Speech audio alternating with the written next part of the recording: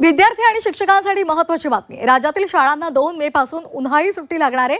2 मे पासून ते 14 जून पर्यंत या शाळा बंद राहणार आहेत। यंदा राज्यभर एक समान वेळापत्रक लागू करण्यात आले। 15 जूनला पुन्हा शाळेची घंटा वाजणार आहे। शालेय विद्यार्थ्यांसाठी सुट्टीचे दिवस हे ठरलेले आहेत। 2 मे पासून उन्हाळी सुट्टी लागू होणार आहे। नवीन शैक्षणिक वर्षाची सुरुवात 15 जून पासूनच होणार आहे। विदर्भातील शाळा उशिरा सुरू करण्याची पद्धत यंदा रद्द करण्यात आलेली आहे।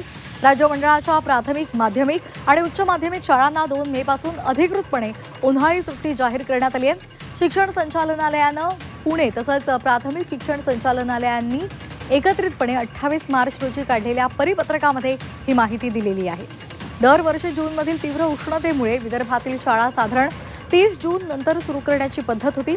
मात्र यंदा हा अपवाद रद्द करत राज्यभर एक समान वेळापत्रक लागू करण्याचा निर्णय शिक्षण विभागानं घेतलाय आणि त्यामुळे विदर्भासहित सर्व विभागातील शाळा 15 जून पासूनच सुरू होणार आहेत।